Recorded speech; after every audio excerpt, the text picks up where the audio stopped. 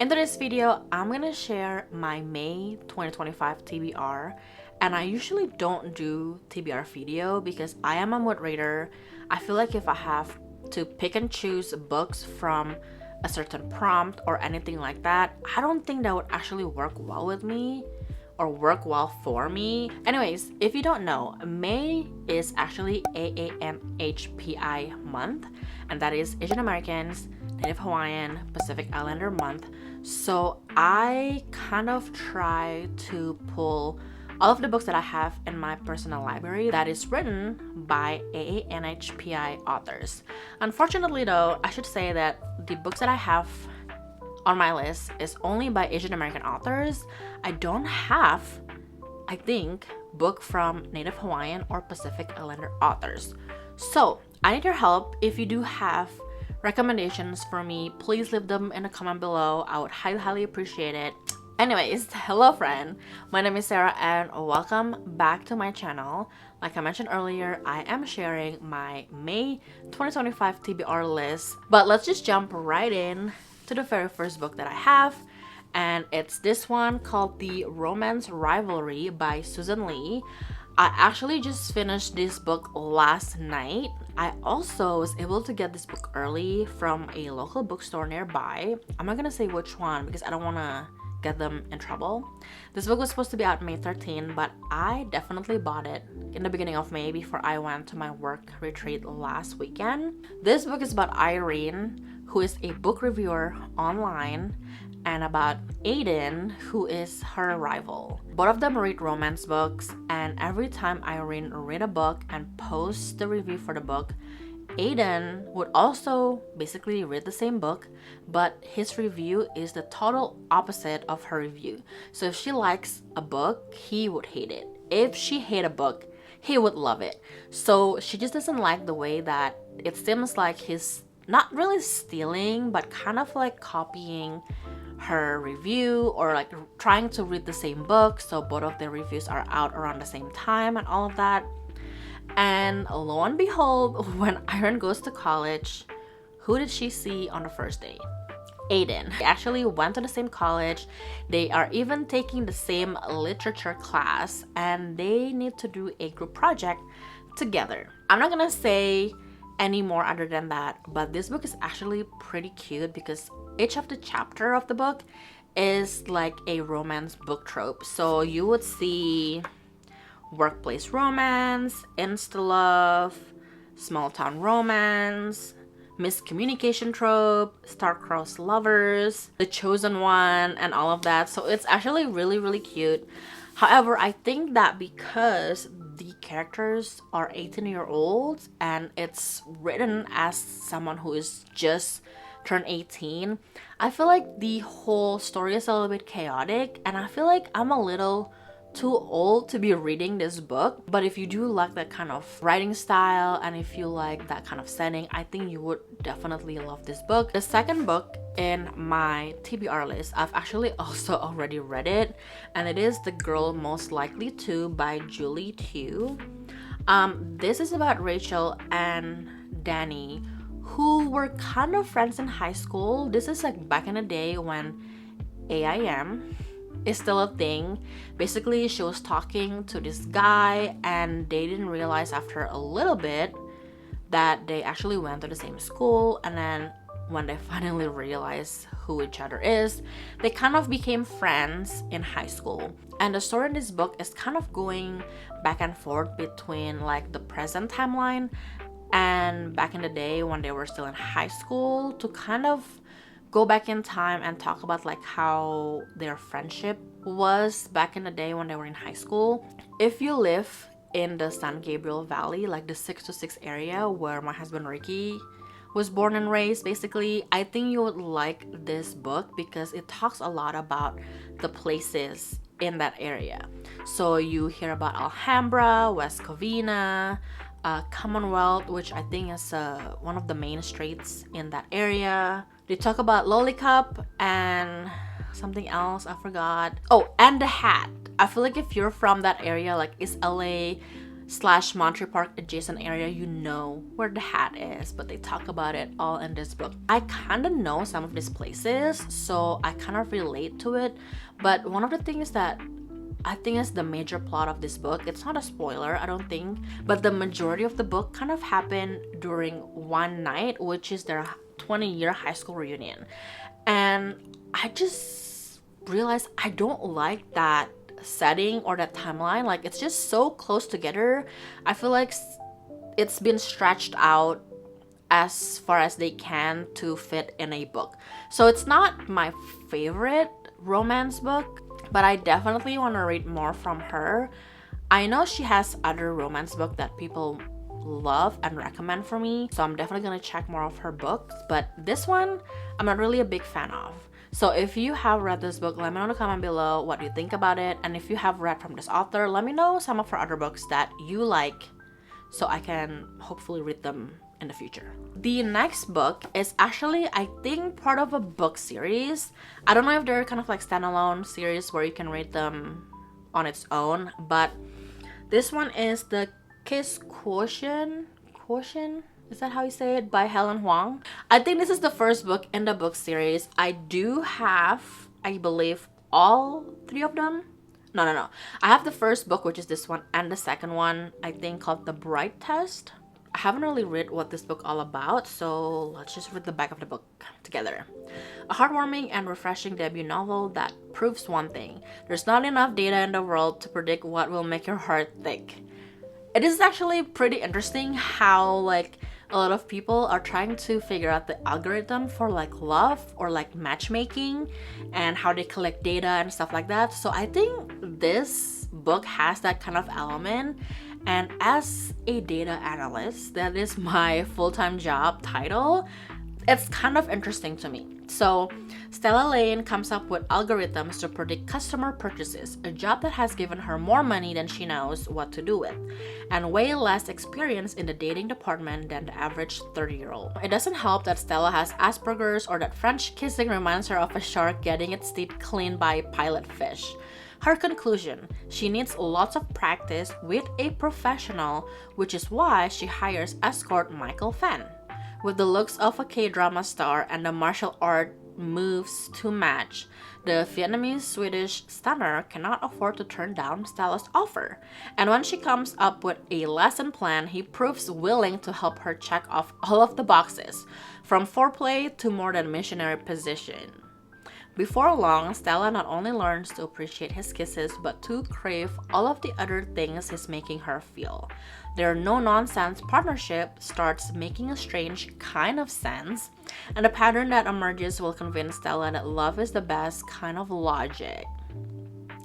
I don't know, but I think it's very interesting. Would you call this trope like fake dating if she hires him to be like her dating coach? I don't know, but it sounds really interesting. Let me know if you have read all three of the books in this book series. The next book, I feel like I've talked about this a few times, maybe on my Instagram, but I have You've Reached Sam by Dustin Thau on my library for a few months. And this is about... it's about Julie, there you go. It's about 17-year-old Julie who has planned all of her future with Sam, which is her boyfriend. They want to attend college together in the city and spend a summer in Japan, but then Sam dies and everything changes. Heartbroken, Julie skips his funeral, throws out his belongings, and tries everything to forget him. But a message Sam left behind in her yearbook forces memories to return. Desperate to hear him one more time, Julie calls Sam's cell phone just to listen to his voicemail recording, and Sam picks up the phone. The connection is temporary, but hearing Sam's voice makes Julie fall for him all over again, and with each call, it becomes harder to let him go. So I'm not really sure if this book has some type of like magic realism or something like that, but this is just pretty interesting to me, and I feel like I've been holding off reading this book because I heard that it is sad. It is sad. I mean, you're 17, you have this big giant plan with your boyfriend, and all of a sudden he passed away. That would be hard. I feel like if I were to put myself in her shoes, being 17, being super excited about college and about the future, and having like a boyfriend who seems like very genuinely like in love with her, and that he got taken so young, like, I don't know. I don't think I'm ready for that kind of story. But Dustin actually has, I think, 3 books in this whole universe. I have this one and the second one, and the third one is coming, I think, in September, which I already pre-ordered from Barnes. So I think it's a good excuse to finally read this book in May. And again, let me know in the comment below if you have read this book and the second book, which was called When Haru Was Here. I think that one is about Sam's best friend. So I can't wait to read that as well, but hopefully I will read this in May. Okay, the next book that I have is called Red String Theory by Lauren Kong Jessen. One of Ricky's coworkers recommended this book to me, and I read the synopsis, and it's actually really interesting. When it comes to love and art, Rooney Gao believes in signs. Most of all, she believes in the Chinese legend that everyone is tied to their one true love by the red string of fate. And that belief has inspired her career as an artist, as well as the large art installations she makes with, obviously, red string. That is until artist block strikes and Rooney begins to question everything. But then fate leads her to the perfect guy. Jack Liu is perfect. He's absurdly smart, successful, handsome, and after one enchanting New York night, under icy February skies and fueled by fried dumplings, all signs point to destiny. Only Jack doesn't believe, and after their magical date, it looks like they might be lost to each other forever, until they're given one more chance to reconnect. But can Rooney convince a reluctant skeptic to take a leap of faith?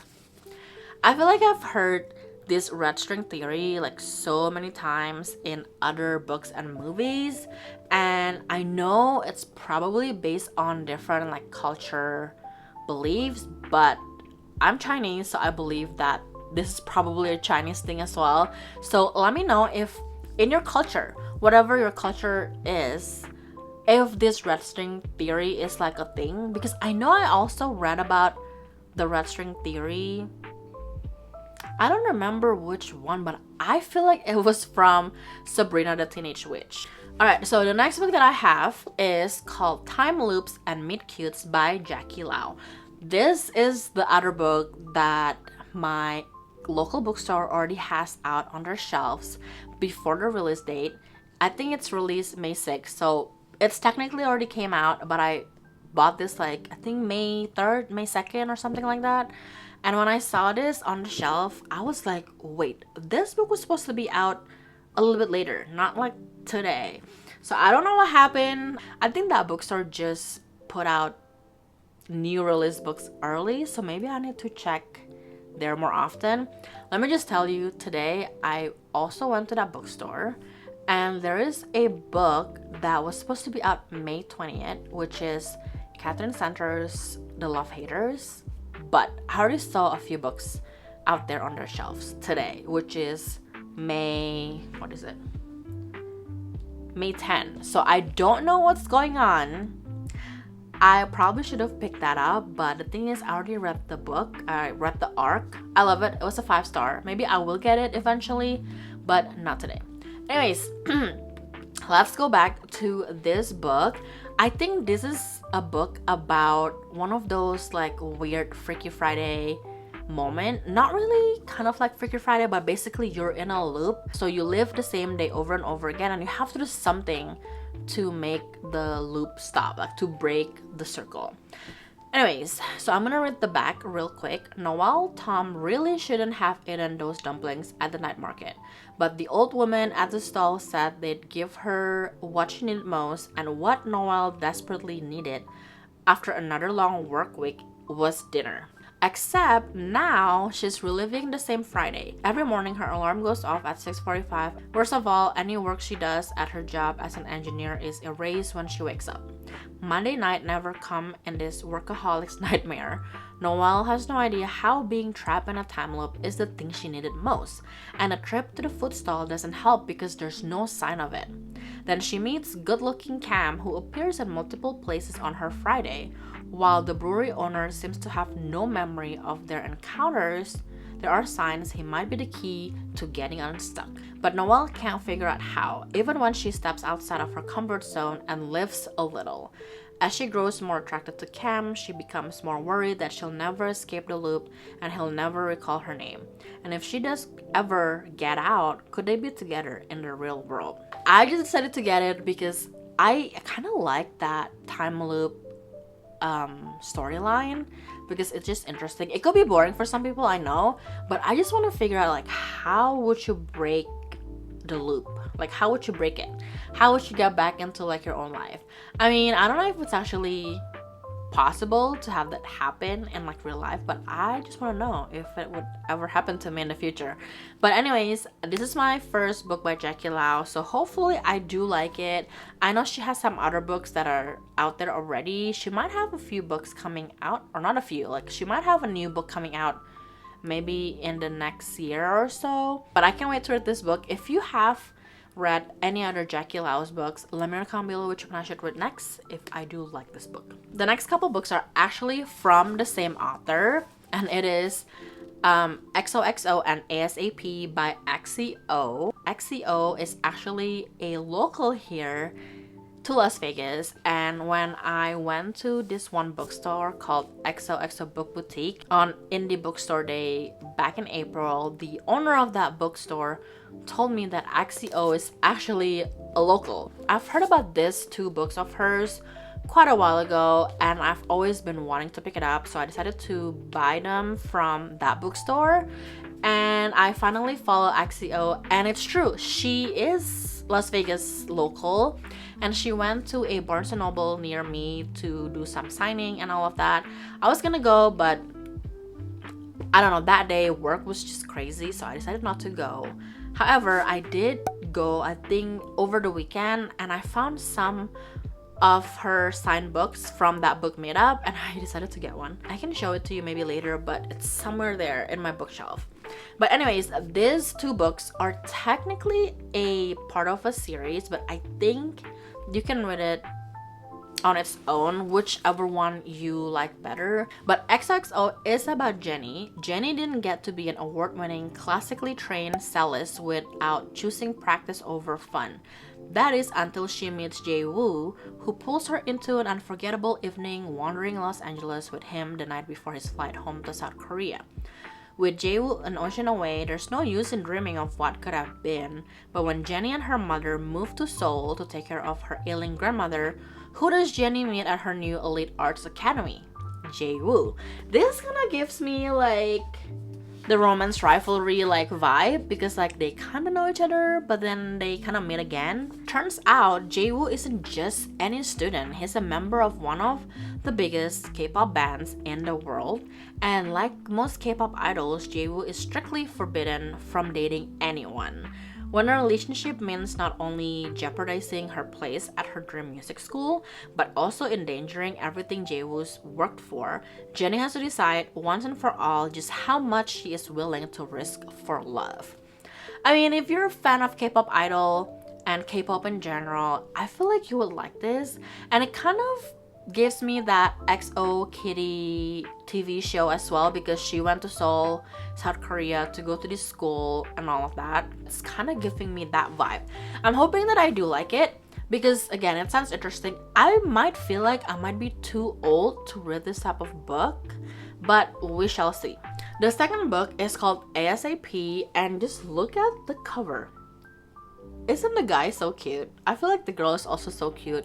It's kind of like your typical Korean drama like character. Oh, I think this is how it relates to the first book. Okay, Sori has worked her whole life to become a K-pop idol until she realized she doesn't want a life forever in the spotlight. But that's not actually up to Sori. She's caught between her exacting mother's entertainment company and her father's presidential aspirations, and as the pressure to keep her flawless public image grows, the last person she should be thinking about is her ex-boyfriend. Nathaniel is off limits, she knows this. A member of one of the biggest K-pop bands in the world and forbidden from dating, he isn't any more of an option now than he was 2 years ago. Still, she can't forget that their whirlwind romance was the last time she remembers being really happy, or that his family welcomed her into their home when she needed most.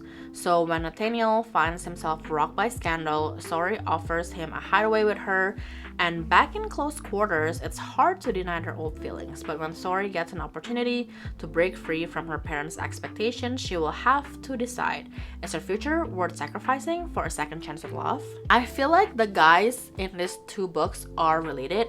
They're probably from the same K-pop band that is super famous. So I'm super excited if XCO, the author, would actually be continuing this book series, because I mean, if you are into K-pop at all, you know that a K-pop group, especially like a boy group, wouldn't have just 2 people in it. They would have at least 5, I want to say, and I feel like 7 is the magic number. So I don't know if there's gonna be continuation. I don't know if there are other characters in the K-pop band other than these 2 guys, but I'm hoping I like it. Like I said, I feel like now that I'm reading synopsis, I might be too old to read this type of book. So if you have read anything else from XCO, let me know in the comment below which one of her other books you do like. I know she has a couple of fantasy books that are out, which I do have one of them because I just bought it a few weeks ago. Those are all of the fun Asian American authors books that I hope that I can read in the month of May. Let me know in the comment below what are some of the other Asian authors, Native Hawaiian, Pacific Islanders authors books that you are planning to read in May or even in 2025. Like I said earlier in the video, let me know in the comment below some of your favorite books from your favorite Native Hawaiian or Pacific Islanders authors, because I don't think I have any books from these authors, and I feel like I'm probably missing out. Make sure to subscribe to see if I get to read all of these books.